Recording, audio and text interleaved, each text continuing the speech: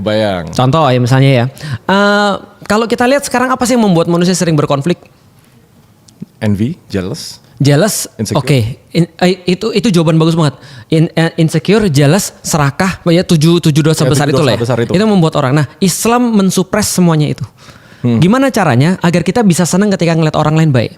Tetangga beli mobil baru kita merasa senang juga. Itu diajarin Islam tuh.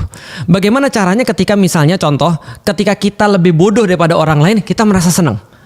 Ketika kita lebih pintar pada orang lain, kita mau nolong orang. Tuh, gue pas denger itu ya, lihat netizen Indonesia, aduh bisa nggak ya? Sekarang beda, dia lebih bodoh daripada orang lain, dia ngamuk. Iya benar. Dia lebih pintar, dia menjajah. Gitu kan? Ya tapi nggak apa-apa sih, harusnya dia happy. Tapi itu memang sulit banget. Contoh ya, ini sederhana ya. Bukan berarti aku sebagai orang yang ketika orang lihat aku berbicara agama, aku bebas daripada semua itu. Aku punya setan juga. Contoh misalnya, suatu waktu ketika aku ngeliat ada orang, dia bicara agama tiba-tiba, terus aku lihat sesederhana hal, dia nggak follow aku. Kok bisa dia nggak follow aku ya? Sesederhana ini masalah hati kan. Tapi aku berpikir gini, loh kenapa kamu harus tersinggung dia nggak follow kamu? Ini kan pertanyaannya, emang kamu siapa? Kalau kamu merasa bahwa kamu sepenting itu sehingga orang semua harus follow kamu untuk belajar, untuk bicara agama, berarti masalahnya kamu ngenalin Allah atau kamu ngenalin dirimu sendiri.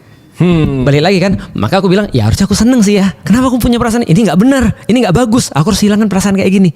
Itu contohnya misalnya dalam contoh kecil. Contoh banyak yang lain, ke istri, orang tua, segala macam. Ini problematika kayak gini.